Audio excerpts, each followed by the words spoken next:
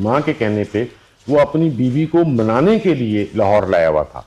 तो अगर कोई खदशा है कि इनकी आपस में कोई लड़ाई थी, ऐसी बात नहीं थी।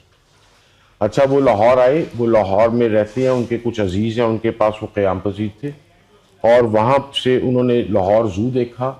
एक रिक्शा था बड़े वाला जिसके अंदर 6 फैमिली मेम्बर्स थे। ये बताना इसलिए इम्पॉर्टेंट है कि उन फैमिली मेम्बर्स में ये सिर्फ बहन भाई नहीं थे, कज़न्स थे, और ये जो मियाँ बीवी हैं ये भी आपस में कज़न्स थे। तो ये it is very difficult to presume कि 6 डिफरेंट कज़न्स मिलके इस किस्म का कोई चीज़ प्लान करेंगे। मतलब there are many other easier way to get things done. So पहले I want to lay these rumours to rest. हुआ ये कि जिस जगह पर ये गए वहाँ पे तामीराती काम हो रहा था।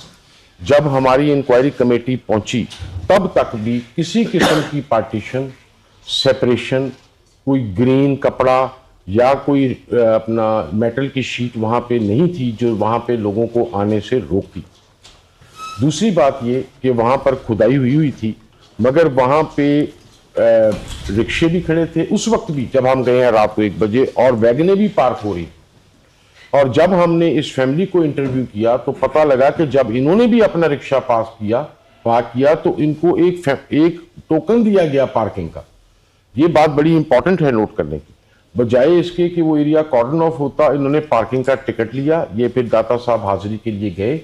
जब ये मियाँ बीवी वापस आए तो जो एक मैन होल जिसको जो अंडर इन्होंने किया ये था कि चूंकि पार्किंग बनानी है उस जमीन को थोड़ा ऊंचा होना था, तो मैन होल्स को भी ये ऊंचा कर रहे थे। उस मैन होल को जमीन से तकरीबन 8 इंच ऊपर तक इन्होंने कर दिया था ईंटों से, मगर मैन होल खुला था। और ये वाहिद मैन होल नहीं था, इसके अलावा वहां पे 3-4 और थे जो हमने देखे जो खुले हुए थे, और हमारे आने की वजह से उन्होंने बाद में शीट्स डाली हुई थी।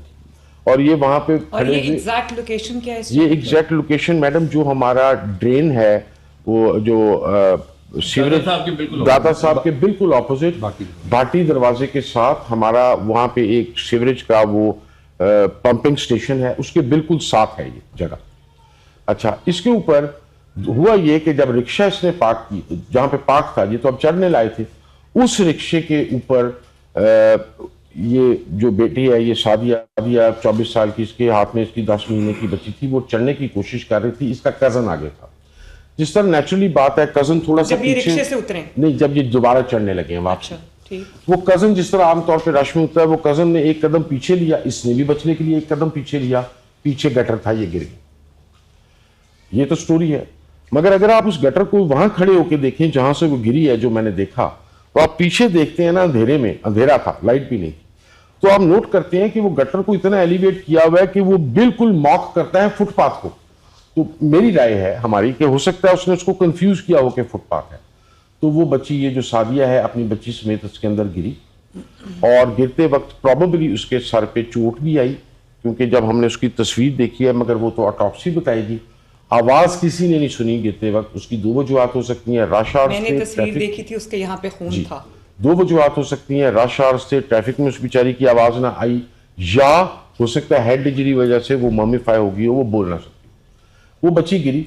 उसके बाद इन्होंने वो जो बंदा था, जो शौहर है उस बच्ची का, उसको मैंने बड़ा थॉरली एग्जामिन किया है, उसका गुलाम मुर्तजा।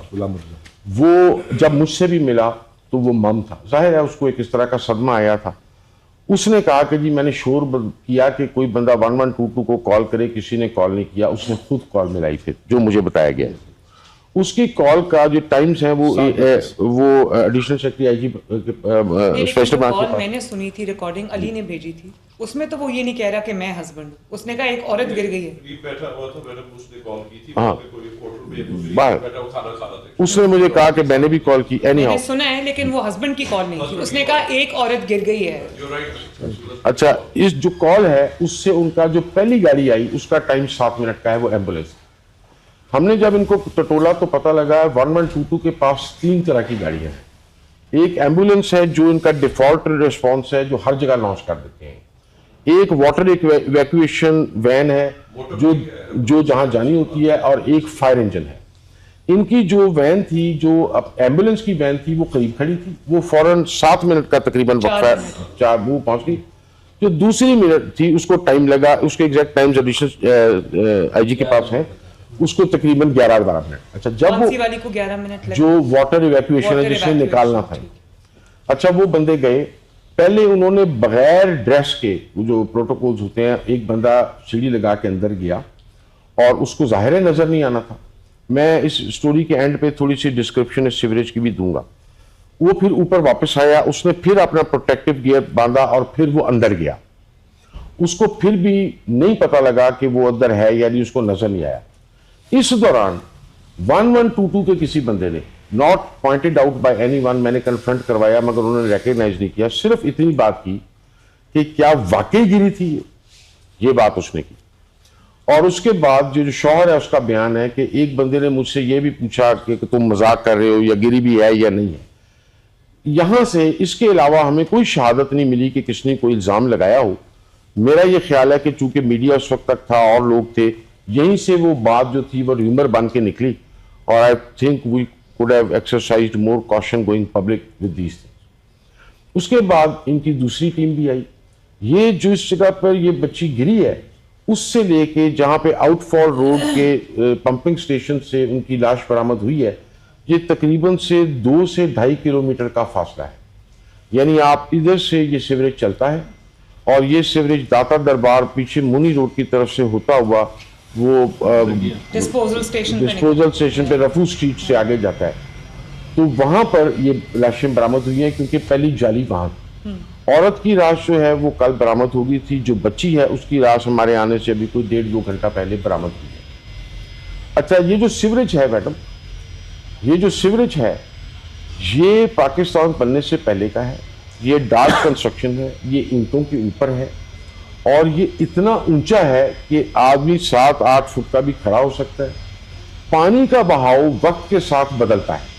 जब पीक आवर्स होते हैं तो पानी का गश ज्यादा होता है और वो 5-6 फुट तक आ जाता है। दूसरे टाइम पे ये 1-1.5 फुट तक रह जाता है। पानी का असूल ये है कि जब उसका गश ज्यादा होगा, एक फैक्टर से अगर उसकी स्पीड ज्यादा होगी तो 6 फैक्टर से उसकी लोड बेयरिंग कैपेसिटी बढ़ जाएगी। ये साइंस है। औरत जो है वो रात को रिकवर हो गई थी, बच्ची सुबह रिकवर। अच्छा, वो जो बंदे थे उसको फिर पुलिस ने और एडमिनिस्ट्रेशन ने इनको जो तिब्बी थाने ले गए। ये सारी फैमिली को हमने तिब्बी थाने में जाके इंटरव्यू किया।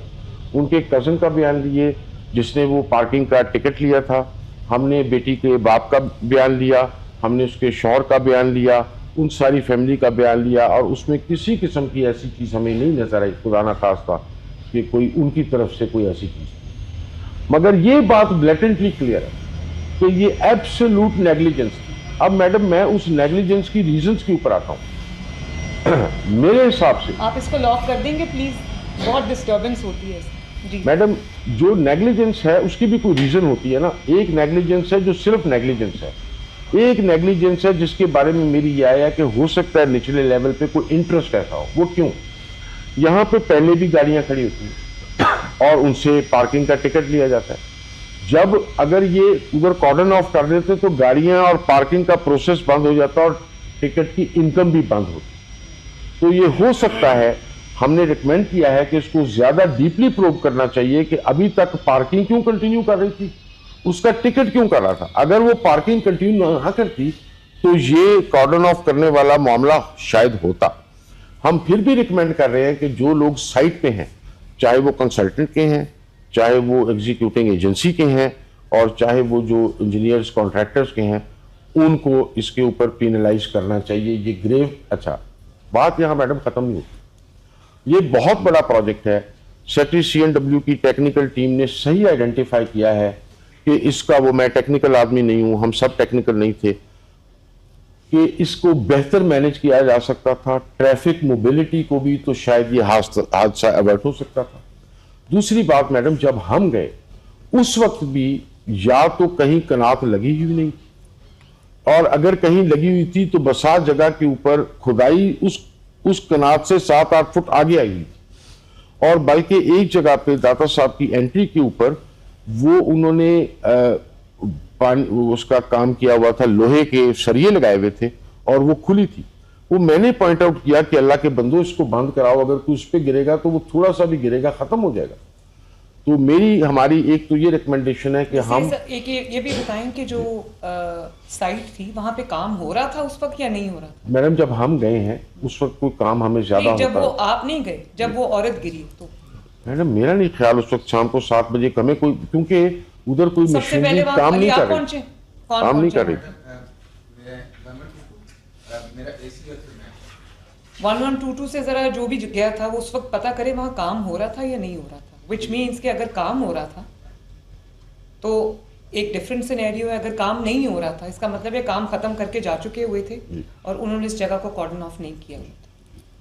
मैं अगर आप हमसे पूछें, एक तो हम पार्किंग करके बताएं मुझे। जी, पार्किंग के इशू पे हमें ज्यादा डीपली इन्वेस्टिगेट करना चाहिए। हमें इस प्रोटोकॉल को, एसओपी को फैलाना चाहिए और इंश्योर करना चाहिए तमाम एजेंसीज को कि जहां इस तरह की कंस्ट्रक्शन हो रही है, मैं रिकमेंड करूंगा कि सिर्फ ये हरी चादर वाली बात नहीं है जो ये लगाते हैं, जिस तरह वो मेटेलिक शीट्स लगती हैं, परफोरेटेड शीट्स जिनको कहते हैं, वो लगनी चाहिए। और सबसे बड़ी बात ये, अगर वहां रोशनी होती तो शायद ये बच्ची ना गिरती। वहां पे कोई इल्यूमिनेशन नहीं थी किसी किस्म की।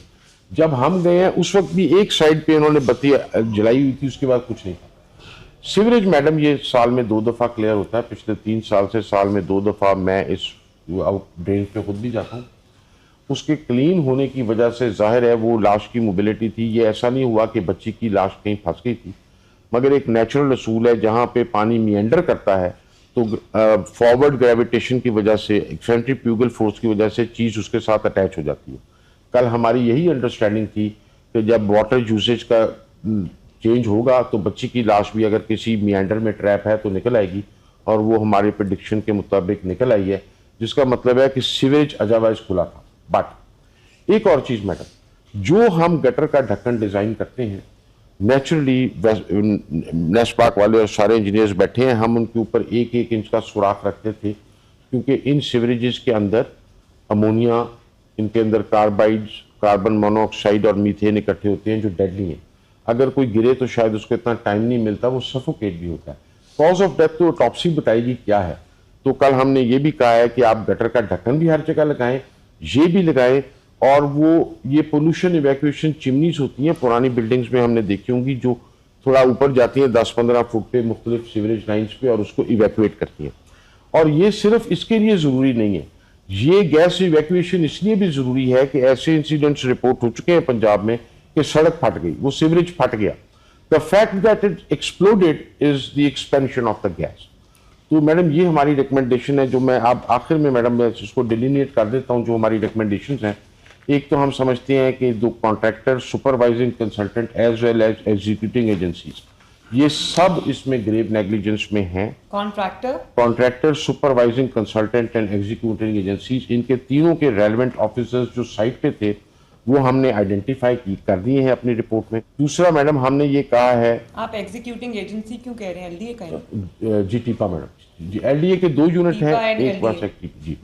और उसके बाद मैडम और जो सुपरवाइजर कंसल्टेंट है वो कौन, किसका था? ये नेस्पाक का है मैडम, और एक वासा के साहब हैं जिनका वो स्टेशन भी था वहां पे। अच्छा मैडम, इसके बाद हमारी ये राय है कि ये पार्किंग स्टेशन वाले इशू को जरूर होना चाहिए, और ये मुमानियत होनी चाहिए कि जब इस तरह के पार्किंग स्टैंड्स हैं जो उनके ठेके हैं कैंसिल किए जाएं। इलीगल पार्किंग टिकट, उधर पार्किंग अलाउ ही नहीं होनी चाहिए जब जैसा यहाँ पे काम हो रहा है। उसके बाद मैडम हमारा ये ख्याल है कि जो ये लोग हैं, ये 3-4 लोग और जो उस पार्किंग की में पाए जाते, इनके खिलाफ क्रिमिनल भी और जो कॉन्ट्रैक्ट क्लॉजेज हैं कॉन्ट्रैक्टर के साथ, उनके तहत उनके ऊपर एक्शन होना चाहिए। और मैडम हमारा एक और भी ख्याल है कि रेस्क्यू 1122 जो है वो उस जगह से गया जहां से वो बच्ची गिरी थी। अगर ये 4-5 अगलों को भी फौरन खोलते तो चांसेस बढ़ जाते। This is perhaps a new training need that we have identified. वो हमें ट्रेनिंग गैप को एड्रेस करना चाहिए, या कोई ऐसा तरीका जिससे, क्योंकि वो एक फिक्रे से कि गिरी भी है या नहीं, मुझे लगा ये, और हम सबको ये अंडरस्टैंडिंग थी कि जो डेप्थ है और विड्थ है उस चैनल की 1122 को इसका इदराक ही नहीं था, वरना ये सवाल ही ना होता। हम समझते हैं कि इस तरह के मैप्स इनके पास अवेलेबल होने चाहिए कि जी यहाँ पे जो सीवरेज है इसकी ये डेप्थ है, इसने फलान जगह निकलना है, इसमें बंदा ट्रैप हो सकता है नहीं, ये सवाल ही और ये कंफ्यूजन जिसने उसने सारी एक्टिविटी के अंदर स्पैनर फेंका, वो हम अवॉइड कर सकते थे अगर हम ये करते। तो दूसरा आखिरी बात ये, हमने DGLDA को कल भी वहाँ कहा था, लाहौर में मैडम इस वक्त रेलवे स्टेशन पे काम हो रहा है, हमारे यहाँ वो नीला गुंबद में काम हो रहा है, नासिर बाग में हो रहा है। तो मैंने इनसे कहा था कि आप हमें एक दिन के अंदर अंदर लिख के हमें रिपोर्ट दें, आपने क्या क्या